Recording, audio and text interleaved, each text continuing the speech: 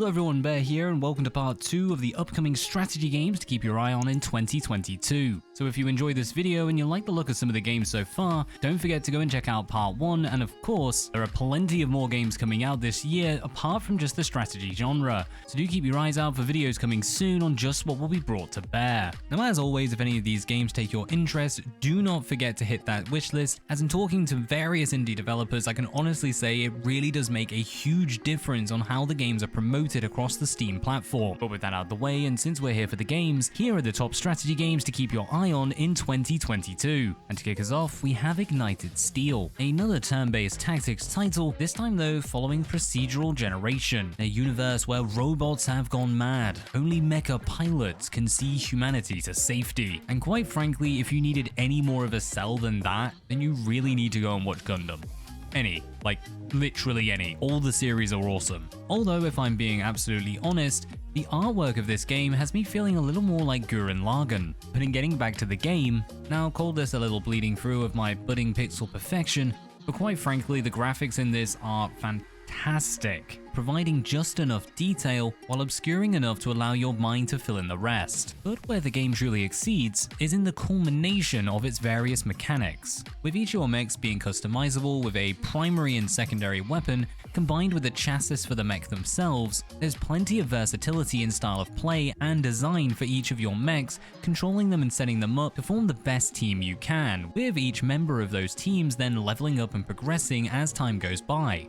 But on the battlefield, the game follows a simple turn-based system. However, unlike has become a trend of late where you can make one movement action and then fire, or just fire, in Ignited Steel you'll be able to move, fire your primary and secondary weapons in any order you like and as many times as you like, so long as you have the action points and can deal with the heat that comes with it, opening up a lot of variability in how you go about completing each mission and a fair amount of tactics involved in how you best utilize the resources of each of your mechs. And so as you move and fight, you'll be building up heat within your mech, and when they overheat, this will begin to cause damage to them. This is because your characters are using outdated and outmoded mechs in order to fight, following a sudden change in the AI program resulting in them turning against humanity. Modern mechs and machinery are now your enemies, and in relying on these older, more outdated models, we'll have to deal with the issues that led to their obsolescence. Something that, thanks to environmental conditions, could be helped through a decrease in the heat generated or exacerbated in the desert, as well as the various bio and chemical hazards available that could just straight up strip your health. It's a tiny little inclusion, but it makes a huge difference to how the game plays out,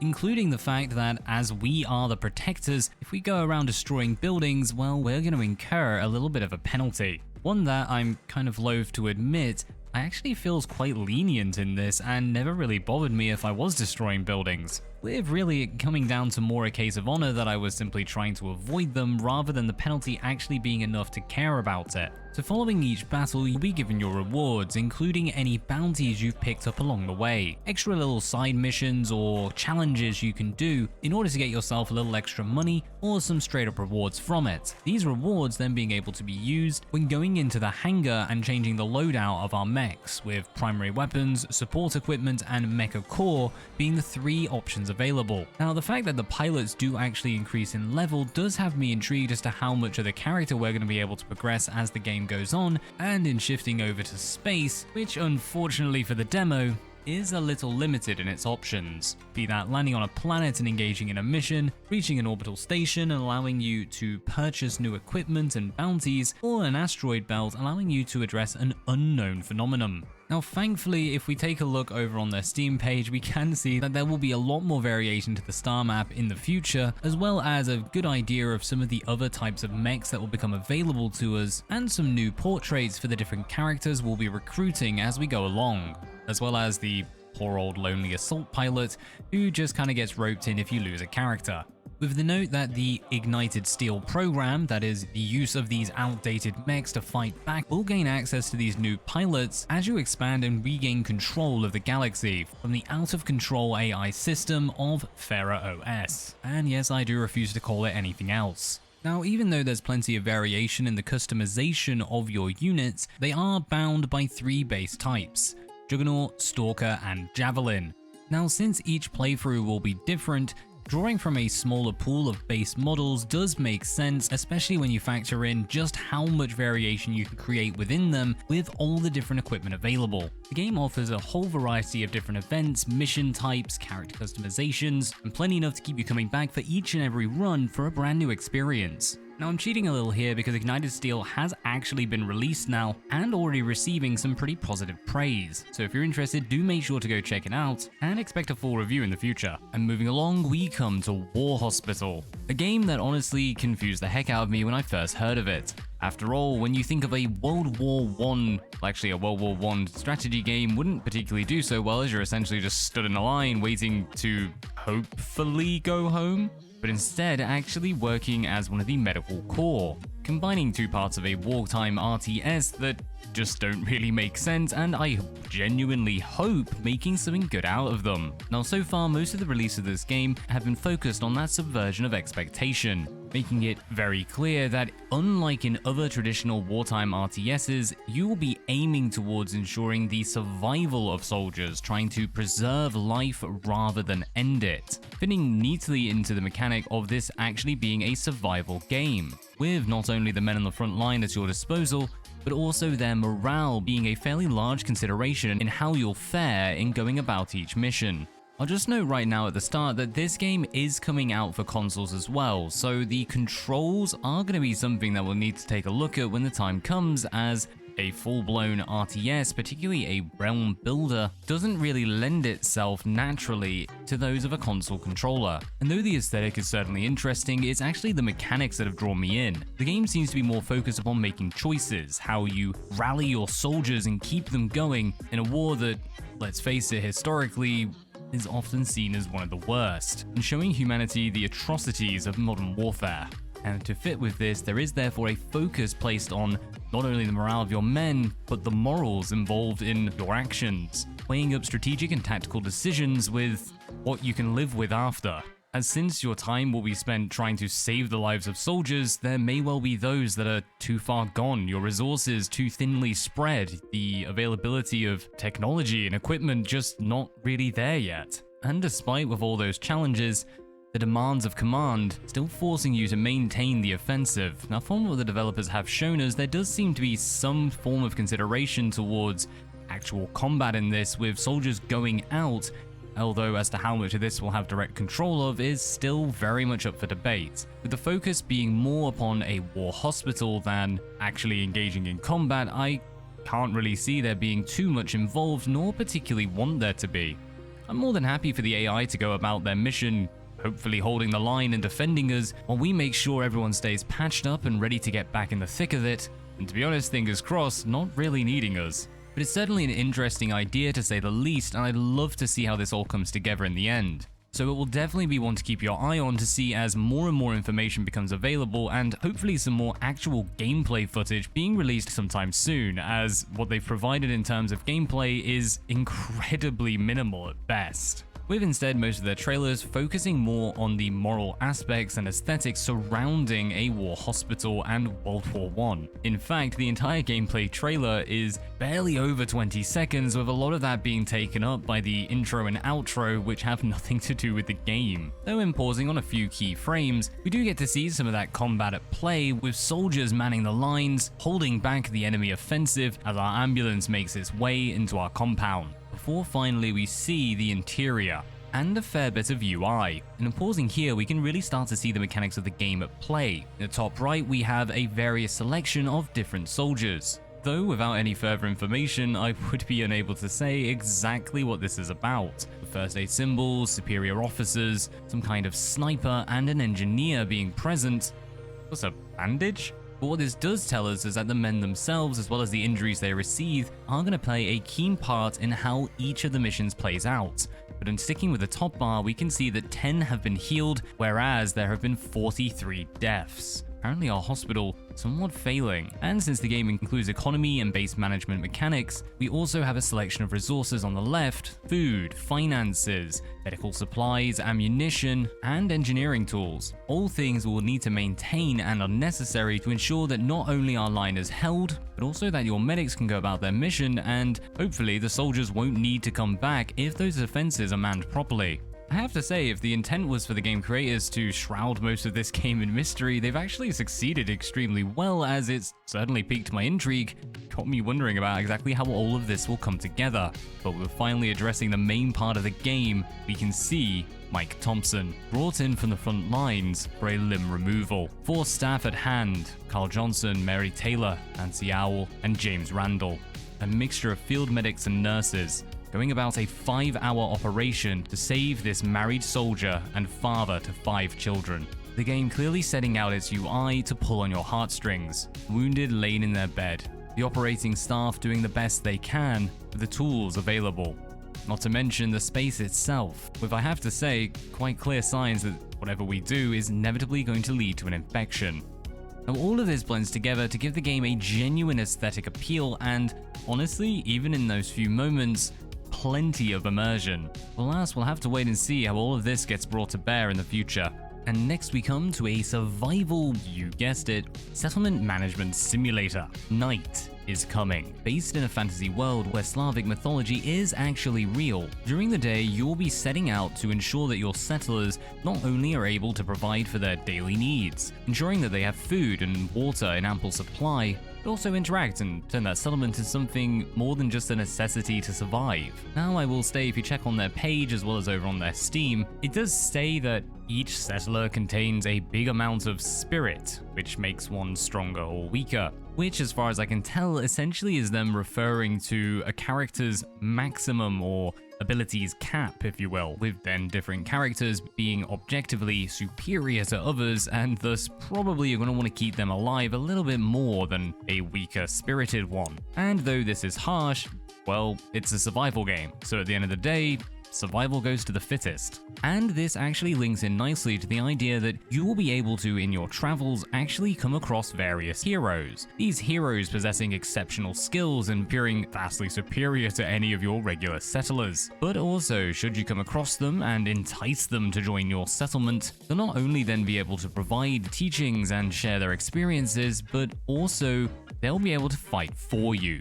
Yes, this is a settlement survival sim where development isn't simply used to survive against the environment, but also against the monsters that will appear.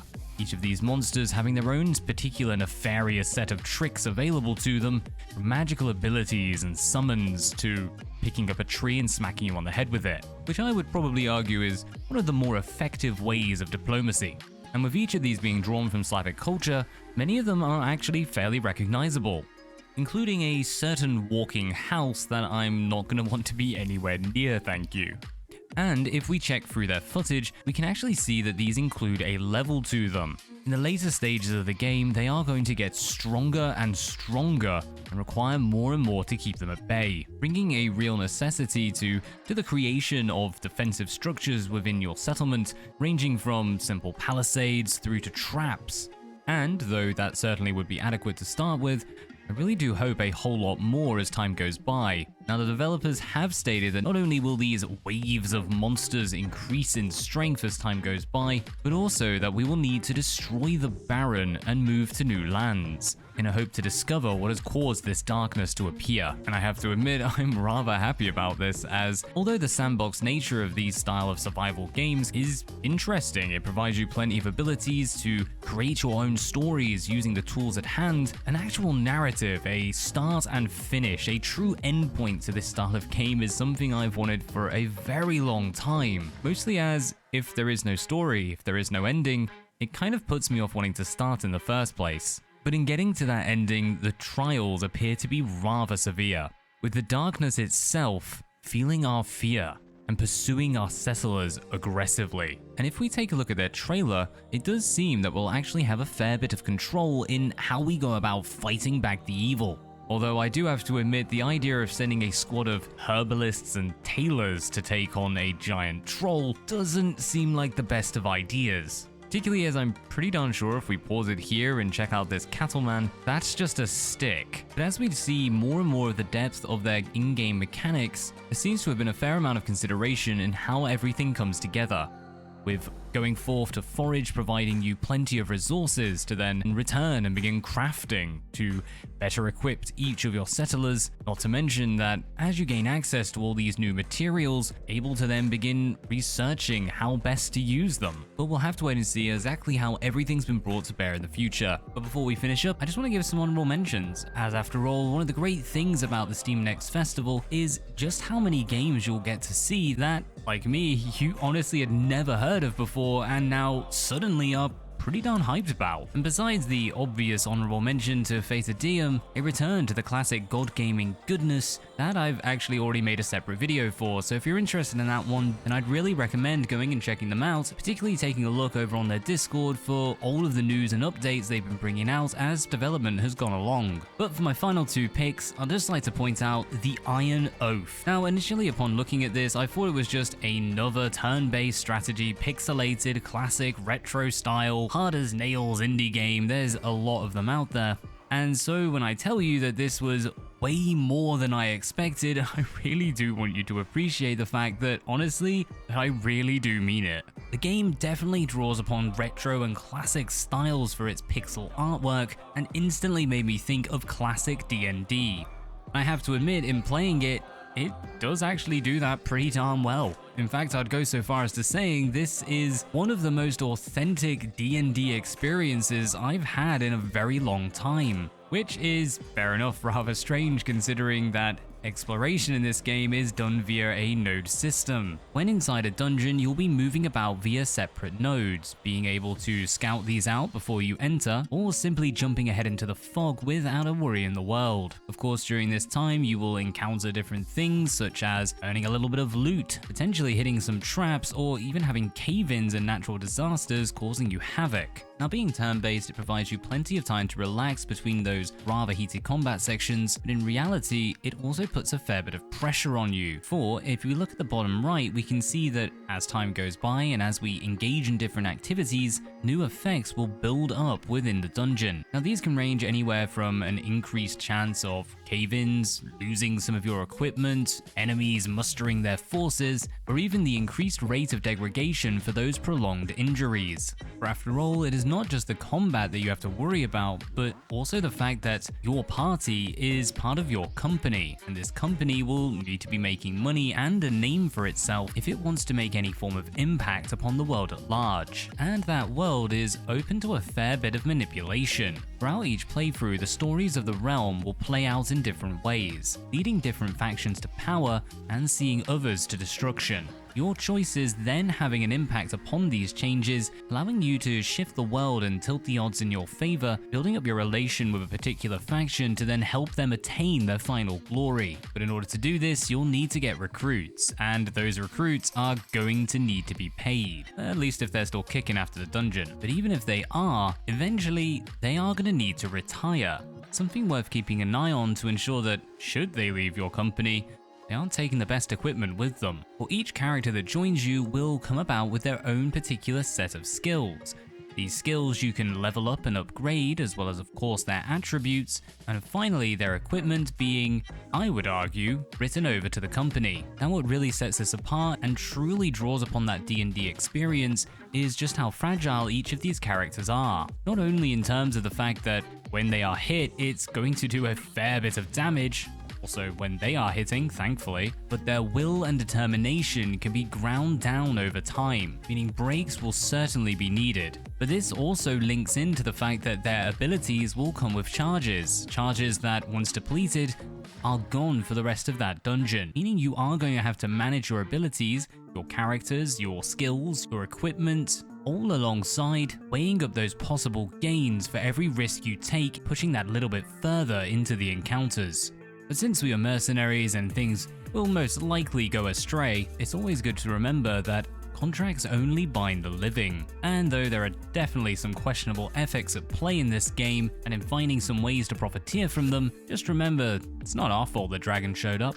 And last, but by no means least, we take a look at Stone's Keeper. Now I have to say right at the beginning, this game is feeling very much early access. I say this because the animations just aren't really there. The sound effects when you're fighting characters not always coming in or seeming kind of lackluster. Some of the music being phenomenal and then at other times barely audible and not really filling me with the thrill of each victory. However, what we can see is some fantastic artwork, a good selection of different abilities and different characters to work with as you go about your turn-based strategy campaign, an overworld map with a little bit of life to it, and a take no prisoners battlefield that is not going to go easy on you. It's something I'll definitely be keeping my eye on, as this could progress to be something extremely good, as the basics are definitely there. But there is so much polish needed that it just didn't fill me with the full thrill I was expecting when looking over on their store page. Now, considering I'd heard nothing about this game before the Steam Next Festival, it has certainly done its job in leaving an impression on me, though I do wish that the demo had a little more fleshed out before finally being released, just to give a better idea of exactly what's going on and just where we can expect this to go in the future. What we do know is you have a nice selection of characters, each with their own distinct fighting styles, and each providing their own individual skills with which to meet their enemies. And once more, seriously, the artwork on this is beautiful. We can see in the game some of the character progression actually quite quickly, gaining access to some of the higher tiered abilities. With there only being 3 slots and 3 sections of the circle, it's not exactly difficult to make your way through to the very end within a few battles. And I get the feeling that this is actually intended, as characters can be lost fairly easily in this game. In fact, on my first playthrough, I found myself getting wiped. Although I do maintain there was a bit of shenanigans involved, as I swear there were no bombs, but there were sudden explosions that led to at least 2 of my characters dying for, as far as I was concerned, no apparent reason. It's annoying, but with it being the first run, I honestly couldn't say what happened, so it might have been completely fair. But in loading up the second time and knowing what was going on, it was much easier to actually go about controlling the battlefield and really putting the enemy under some pressure. Once more, there are resources that you'll be able to include in your castle, spreading them out amongst your soldiers, using them to unlock new soldiers, but also to upgrade different facilities. So moving on to their Steam page and taking a look at this grimdark adventure, we see that while in charge of the Order of the Griffin, we will be in control of a floating island fortress, on which is sat a castle. Which I have to say, sticking a castle on a fortress is a pretty good way to make a defense. I mean, I'll definitely get behind that.